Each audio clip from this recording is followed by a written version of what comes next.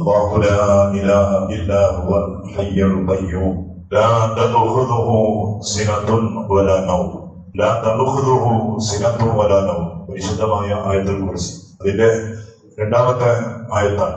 ലാ തഅഖുദുഹു, അല്ലാഹുവിനെ പിടികൂടൂല. സിനത്തുൻ, മയക്കം, അതുപോലെ ക്ഷീണം എന്ന് പറയാം, തൂങ്ങി വളർന്നൽ എന്ന് പറയാം. അതെല്ലാം ഒരു മയക്കം ഉണ്ടാകുമ്പോൾ ഉണ്ടാകുന്നതാണ്. ഉറക്കല്ല, ഉറക്കിന്റെ ആദ്യത്തെ സ്റ്റെപ്പാണ്. അത് ഒരിക്കലും അല്ലാഹുവിനെ പിടികൂടൂല. അല്ലാഹു മയക്കം എന്നതില്ല, ക്ഷീണമില്ല, ഗഫലത്തില്ല, തൂക്കമില്ലാത്തവനാണ് അല്ലാഹു. അതുപോലെ വലാനവും, ഉറക്കവും ഇല്ലാത്തവനാണ്. ക്ഷീണവും ഉറക്കവും അതൊക്കെയും അടിമകളാകുന്ന നമുക്ക് ഉള്ള ഒരു സ്വഭാവമാണ്. ഈ സ്വഭാവം പടച്ച റബ്ബായ അല്ലാഹുവിന് ഇല്ലാതാണ്. അപ്പൊ ഉറക്കമില്ലാതെ തൂക്കമില്ലാതെ ലോകം മുഴുവനും സംരക്ഷിക്കുന്നവനാണ് നമ്മുടെ റബ്ബായ അല്ലാഹ്. എന്ന് ചിന്തിച്ചു നോക്കിയാൽ ഈ തൂക്കാണെങ്കിലും ഉറക്കാണെങ്കിലും അതൊരു ഒരാളുടെ ഒരു വീക്ക്നെസ് ആണ്. നമുക്ക് എത്ര വലിയ ഉഷാറുകളാണെങ്കിലും എത്ര ആരോഗ്യമുള്ള ആളാണെങ്കിലും ഒരു ദിവസം ഇത്ര മണിക്കൂർ പണിയെടുത്താൽ പിന്നെ അയാൾക്ക് രണ്ടാമത്തെ ദിവസം അതുപോലെ അദ്ദേഹത്തിന് പണിയെടുക്കണമെങ്കിൽ ഉറക്കം അയാളുടെ തനിക്ക് കൊടുക്കാതെ പണിയെടുക്കാൻ കഴിയില്ല. ഉറപ്പാണ്. എന്താ കാരണം? അതൊരു വീക്ക്നെസ് ആണ്. അതൊരു നല്ല ഒരു വ്യക്തിക്ക് ചേർന്ന ഒരു വിഷയമല്ല. അപ്പൊ അങ്ങനെയുള്ള ഒരു കാര്യം നമ്മുടെ റബ്ബായ പടച്ച റബ്ബിന്റെ ഒരിക്കലും ചേർന്നതല്ല. മഹാനായ സയ്യിദുനാ കരീമുല്ലാഹി മൂസ അലൈഹിസ്സലാമിന്റെ അടുത്ത് കുറച്ച് ആളുകൾ വന്നു. അവിശ്വാസികളാണ്. വന്നിട്ട് മൂസാ നബി അലൈഹി സ്വലാമിനോട് ചോദിച്ചു, അല്ല മൂസ, നിന്റെ പടച്ചോന് വർക്കയില്ലാത്തവരാണെന്ന് ചോദിച്ചു. നിന്റെ പടച്ചോന് വർക്കയില്ല എന്നാണ് അവർ വന്നിട്ട് മൂസാ നബി അലൈഹി സ്വലാമിനോട് ചോദിച്ചത്. അപ്പം പൊതുവെ പ്രവാചകന്മാരിൽ അവരോട് അനുയായികൾ എന്ത് ചോദ്യം ചോദിച്ചാലും റബ്ബിന്റെ ഭാഗത്തിൽ നിന്നുള്ള മറുപടി കിട്ടാൻ വേണ്ടിയിട്ടാണ് അവർ കാത്തു നിൽക്കുന്നത്. അങ്ങനെ മൂസാ നബി അലൈഹി സ്വലാം അതിന് മറുപടി കൊടുക്കാൻ ഇങ്ങനെ കാത്തു നിൽക്കും. അപ്പോഴാണ് സയ്യിദുനാ ജിബ്രീൽ അലൈഹിസ്സലാത്തു വസ്സലാം അല്ലാഹുവിന്റെ കലീമായ മൂസാ നബി അലൈഹി സ്വലാമിന്റെ അടുത്ത് വന്നു. ഈ ചോദ്യത്തിന് പ്രാക്ടിക്കലായിട്ട് മറുപടി കൊടുക്കാനാണ് അല്ലാഹുവിന്റെ ഉദ്ദേശം.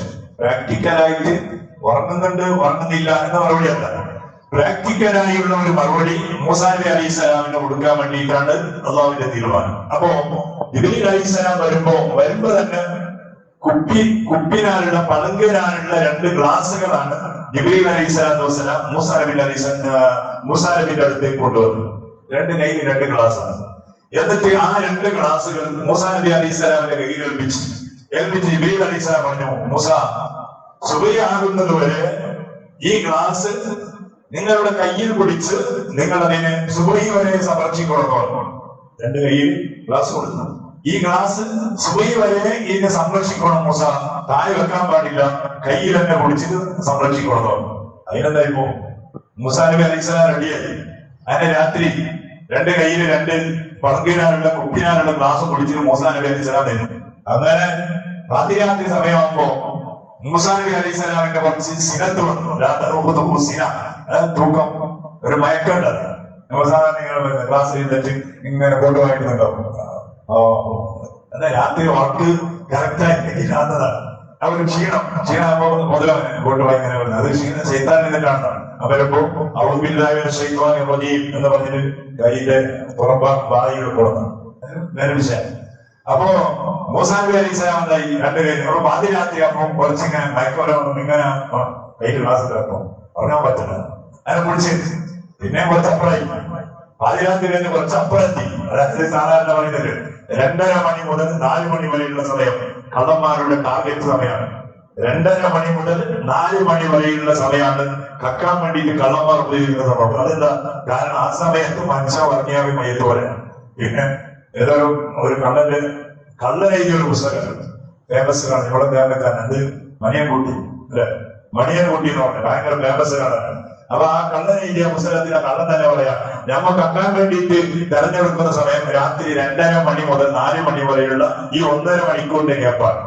എന്റെ ആ കള്ളൻ തന്നെ പുസ്തകത്തിൽ എഴുതാൻ ഞമ്മ കക്കാൻ വേണ്ടി പോയാല് ചില വീടുകളിൽ പോയിട്ട് ഞമ്മ കട്ടിട്ട് എന്നിട്ട് ഞമ്മ ആ വീട്ടിൽ തന്നെ കുളിച്ച് ഫ്രഷായി പൗഡർ ഇട്ട് ഞമ്മ ചിലപ്പോ തിരിച്ചു വന്ന ദിവസങ്ങളുണ്ടെന്നാണ്.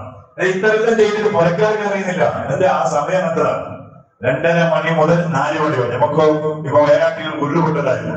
ഈ പാതിരാത്രിക്ക് മുമ്പ് ഒരു ശബ്ദം കേട്ടിട്ട് കുറച്ച് ആളുകളൊക്കെ പോയവരുണ്ട്, നെറ്റിൽ പോയവരുണ്ട്. പിന്നെ രണ്ടാമത് സംഭവിച്ചത് ഈ സമയത്താണ്, ഈ 2-4 മണിക്ക് ഇടയിലുള്ള സമയത്താണ്. അപ്പോ ഓടാനൊന്നും പറ്റില്ല, കാരണം മനുഷ്യന് ഉറക്കില്ല, ആ ഒരു ശക്തമായ സമയത്താണ്. അതുകൊണ്ടാണ് കുറെ ആളുകൾ മരിച്ചുപോയതും കുറെ ആളുകൾ വെള്ളത്തിൽ ഒളിച്ചുപോയതും ഒക്കെ ഇങ്ങനെ ചെയ്ത് അള്ളാഹു അവർക്കൊക്കെ കൊടുത്തു കൊടുക്കുമാറാകട്ടെ. പറഞ്ഞു വന്നത് ഈ സമയം മഹാനായ സയ്യിദുനാ മൂസാ അലൈഹിസ്സലാം ഈ സമയമാകുമ്പോ കുടിച്ചിരിക്കാൻ കഴിഞ്ഞില്ല, ഗ്ലാസ് രണ്ടതായി വീഴും, 2 ഗ്ലാസ് പൊട്ടിപ്പോയി. അപ്പോഴാണ് മഹാനായ സയ്യിദുനാ മൂസാ അലൈഹിസ്സലാത്തു വസ്സലാമിനോട് അല്ലാഹു തആലയുടെ ചോദ്യം, മൂസ 2 കൈയിലുള്ള ഗ്ലാസ് സുബഹി വരെ പൊടിച്ചു നിൽക്കാൻ ഉറക്ക് നിന്നെ വിട്ടില്ല എങ്കിൽ ഈ ലോകം മുഴുവനും എന്റേതാണ് മൂസ. ആകാശവും ഭൂമിയും അതിലുള്ളതെല്ലാം അത് എന്റേതാണ്. ഈ എന്റേതായ എല്ലാം എന്റെ കയ്യിലുണ്ടാവുമ്പോ ഞാൻ 1 മിനിറ്റ് ഉറങ്ങിയാൽ ഈ ലോകത്തിന്റെ അവസ്ഥ എന്തായിരിക്കും? അതാണ് ചോദ്യം. ഞാൻ 1 മിനിറ്റ് ഉറങ്ങിപ്പോയാൽ നിങ്ങൾക്ക് നിങ്ങളുടെ കയ്യിലുള്ള 2 ഗ്ലാസിനെ സൂക്ഷിക്കാൻ ഉറക്ക് തടസ്സമാണെങ്കിൽ ഞാൻ 1 മിനിറ്റ് ഉറങ്ങിയാൽ ഈ ലോകത്തിന്റെ അവസ്ഥ എന്തായിരിക്കും? നിയന്ത്രണം തെറ്റൂലേ? അടിമകളെ സംരക്ഷിക്കാൻ റബ്ബായ എന്നെ കൊണ്ട് പറ്റുമോ മൂസ? പറ്റൂല. അതുകൊണ്ട് എനിക്ക് ഉറക്കം പറ്റൂല. മൂസാ നബി അലൈഹിസ്സലാമിനോട് പ്രാക്ടിക്കലായി അല്ലാഹു തആല പറഞ്ഞു കൊടുത്ത മറുപടിയാണ്. അതാണ് നമ്മുടെ റബ്ബ്. ഞമ്മ പറഞ്ഞത്, ഞമ്മ തൂങ്ങുന്നു, ഞമ്മ എന്തെല്ലാം ചെയ്യുന്നു, പക്ഷേ അതൊന്നുമില്ലാതെ നമ്മളെ ഇങ്ങനെ സംരക്ഷിക്കുന്നവനാണ് നമ്മുടെ റബ്ബ് എന്നുള്ളത്. അത് മനസ്സിലാക്കണം.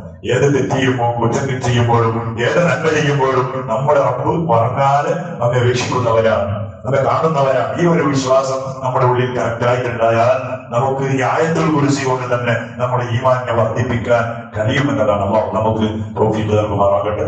പടച്ച റബ്ബ് അല്ലാഹുവേ സാധുക്കളായ നമ്മെ എല്ലാ രൂപത്തിലും വേണ്ട സംരക്ഷണങ്ങളും സഹായങ്ങളും മദതുകളും തന്ന ഞങ്ങളെ നീ സലാമത്താക്കണേ അല്ലാഹ്. നമ്മുടെ ദക്കീർ ചാന്റെ അള്ളാഹുവിന്റെ മോനൊന്നും സുഖമില്ലാതെ മംഗലാപുരം ഹോസ്പിറ്റലിലാണ്. പ്രത്യേകിച്ച് ചെറിയ വെജാറോട് വസിയത്ത് ചെയ്തിട്ടുണ്ട്. അല്ലാഹ് പടച്ചോനെ പരിശുദ്ധ റമദാനിന്റെ പുണ്യ ദിവസങ്ങളിലൊക്കെ നമ്മുടെ പള്ളിയുമായൊക്കെ പള്ളിയുടെ പരിസരങ്ങളിലായി വലിയ എപ്പോഴും കാണാറുണ്ടായിരുന്ന ഒരു ചെറുപ്പക്കാരനാണ്. പെട്ടെന്ന് അദ്ദേഹത്തിന്റെ കിഡ്നിക്ക് തകരാറ് സംഭവിച്ച് ഡയാലിസിസ് ചെയ്തുകൊണ്ടിരിക്കുകയാണ്. അതിന്റെ ഇടയിൽ പടച്ചോനെ വലിയ പ്രയാസത്തോടെ മംഗലാപുരം ഹോസ്പിറ്റലിൽ കിടക്കുന്നു. പടച്ചോനെ നീ ആഫിയത്ത് തിരിച്ചു കൊടുക്കണേ അല്ലാഹ്, ആരോഗ്യം തിരിച്ചു കൊടുക്കണേ അല്ലാഹ്.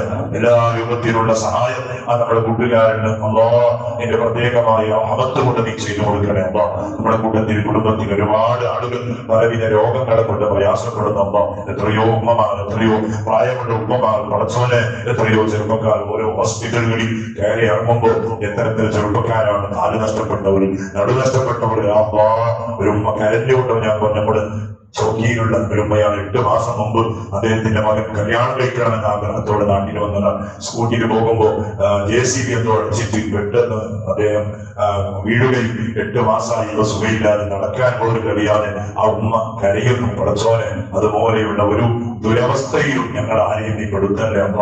ഒരാഴ്ച ഉണ്ടാതിരിക്കുമ്പോൾ ഞങ്ങൾ തളർന്നു പോകുന്ന എല്ലാ ശരീരവും ആരോഗ്യമുണ്ടായിരിക്കെ ഞങ്ങൾ തളർന്നു പോകുന്നുണ്ടെങ്കിൽ തീരെ നടക്കാൻ കഴിയാതെ കിടത്തത്തിലായ ആളുകളുടെ സങ്കടങ്ങളും പ്രയാസങ്ങളും നിനക്ക് അറിയാമല്ലോ പടച്ചോനെ. അവരെ നീ സഹായിക്കണേ അല്ലാ. അവരുടെ ഉമ്മമാർക്ക് നീ സമാധാനം കൊടുക്കണേ അല്ലാ, കുടുംബത്തിന് സമാധാനം കൊടുക്കണേ അല്ലാ. പെട്ടെന്ന് ഞങ്ങൾ ആരെയും നീ തളർത്തി കളയല്ലേ ഉണ്ട്. രോഗം തന്നെ ഞങ്ങളെ നീ പരീക്ഷിക്കല്ലേ അല്ലാ. പടച്ചോനെ ഞങ്ങളെ നീ സലാമത്താക്കണേ അല്ലാ. ജീവിതത്തിന്റെ ദുർബല നിമിഷങ്ങളിൽ തെറ്റുകുറ്റങ്ങൾ പലതും നമ്മിൽ നിന്ന് വന്നുപോയിട്ടുണ്ട് പടച്ചോനെ. അതിന്റെ പേരിൽ ഞങ്ങളെ നീ പരീക്ഷിക്കല്ലേ അല്ലാ. എത്രയോ ആളുകൾ ഗൾഫിലും മറ്റും പോയി അധ്വാനിക്കുന്നവർ ആഫിയത്തുള്ള ദീർഘായുസ്സ് കൊണ്ട് അവരെ നീ അനുഗ്രഹിക്കണേ അല്ലാ. അവർ ചെയ്യുന്ന ജോലി, അവരുടെ ബിസിനസ്, അവരുടെ മറ്റുള്ള എല്ലാ പ്രവർത്തനങ്ങളിലും വലിയ സന്തോഷം നൽകണേ അല്ലാ. നാട്ടിലും പല രൂപത്തിൽ അധ്വാനിക്കുന്നവരുണ്ട്, കടലിൽ പോയി അധ്വാനിക്കുന്നവരുണ്ട്. ഓരോരുത്തരും ആഗ്രഹിക്കുന്ന രൂപത്തിലുള്ള ബറകാത്തുകൾ അവരുടെ അധ്വാനത്തിലൂടെ അവരുടെ കയ്യിലേക്ക് നീ എത്തിച്ചു കൊടുക്കണേ അല്ലാ. സ്വന്തം വീടില്ലാതെ വേരായി നിൽക്കുന്ന ആളുകൾക്ക് പ്രത്യേകമായ സഹായം നീ നൽകണേ റഹ്മാനെ. അല്ലാഹുവേ നമ്മുടെ കുടുംബത്തിൽ നിന്നും മറ്റും മരിച്ചുപോയ ഒരുപാട് ആളുകൾ ഇന്ന് പള്ളിക്കാട്ടിലാണ്. അവരുടെ പേര്, അവരുടെ ഖബറിന്റെ അവസ്ഥകൾ മുഴുവനും അറിയുന്ന പടച്ചോനെ അവർക്ക് നീ പൊരുത്തു കൊടുക്കണേ അല്ലാ. അവരുടെ ഖബർ വെളിച്ചമാക്കല്ല, ഖബർ വിശാലമാക്കല്ല. യാ അല്ലാഹ് നമ്മുടെ ദുആ ഇജാബത്തുള്ളതാക്കണേ റബ്ബേ. ബിഹഖ് സയ്യിദിനാ മുഹമ്മദ് സ്വല്ലല്ലാഹു അലൈഹി വസല്ലം. ഹസ്ബുനല്ലാഹു വനിഅമൽ വകീൽ ونعم النصير. حسبنا الله ونعم الوكيل. نعم المولى ونعم النصير. حسبنا الله ونعم الوكيل. نعم المولى ونعم النصير. صلى الله على محمد صلى الله عليه وسلم. صلى الله على محمد صلى الله عليه وسلم. صلى الله على محمد صلى الله عليه وسلم. صلى الله على محمد صلى